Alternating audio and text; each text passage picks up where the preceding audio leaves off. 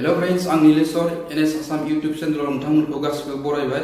दिनै बे भिडिअनि गेजेरजों आं नोंथांमोननो थांनाय 2019 मायथाइनि मे दानाव दाफुंलांनाय मोदी सरकारनि केबिनेट मिनिस्टारफोरनि मुं आरो डिटेल्सफोरखौ आरो बिसोरो मा मा बाहागोआव गोलैदों बेखौ आं नोंथांमोननो रोखा-रोखायै फोरमायनो सानदों। जानो हागौ नोंथांमोना मिथिखागौ, केबिनेट मिनिस्टार्स आरो मिनिस्ट्रि अफ स्टेट बे मोननै गुबुन-गुबुन बाहागो जायो। बिसोरनि पावाराबो एसे गुबुन-गुबुन जायो।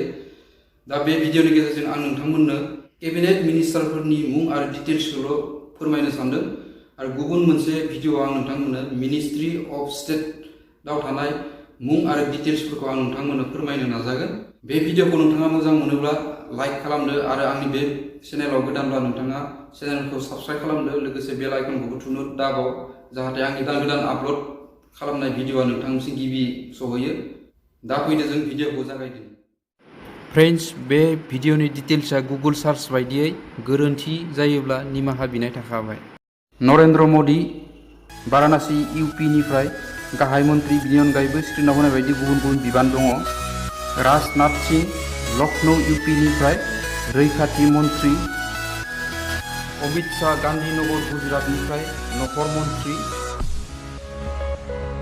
पियुष ग'यल, बियो राज्य सभानि सोद्रोमा, रेल लामा, फालांगि आरो दारिमिननि मन्त्रि। राम बिलास पासवान बिहारनिफ्राय बायग्रा, अनसाय, आदार आरो रायजोनि रानग्रा।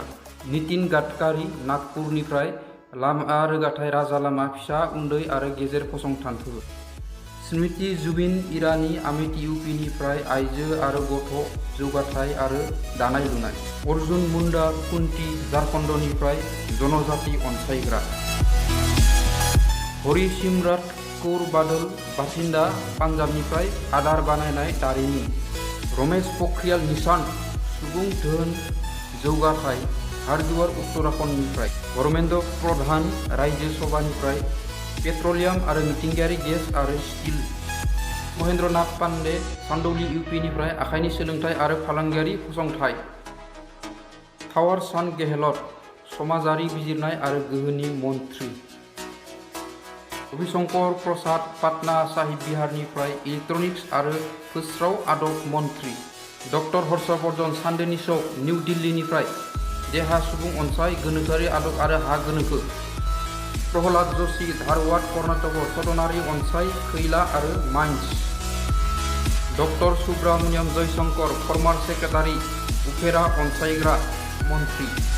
निर्मला सीताराम रांखान्थि आरो फसंथान अनसायग्रा मन्त्रि। प्रकाश जाभेडकार बारहावा, हाग्रा आरो बारहावा सोलायनाय, फोस्रावनाय आरो दैथायहरनाय। मुख्तार आब्बास नाकभि खम सुबुं हारिनि अनसायग्रा। D V Sadananda Gowda chemical आरो हासारनि मन्त्रि। गजेन्द्र सिंह शेखावत जधपुर राजस्थाननिफ्राय दै गोहोनि मन्त्रि। गिरिराज सिंह बेंगुसारी बिहारनिफ्राय जुनार फिसिनाय, गाइखेर दिहुननाय आरो ना फिसिनाय। अरविन्द गणपत शेखावत मुम्बाइ साउथ महाराष्ट्र गिलिर बिबान आरो रायजो फसंथानफोर। जोबथियाव नरेन्द्र सिंह तोमार मरेना मध्य प्रदेशनिफ्राय आबाद आरो आबादारि अनसाय, गामि जौगाथाय आरो पन्चायती राजनि मन्त्रि। फ्रेन्ड्स, एसेनोसै, गोजोन्थों।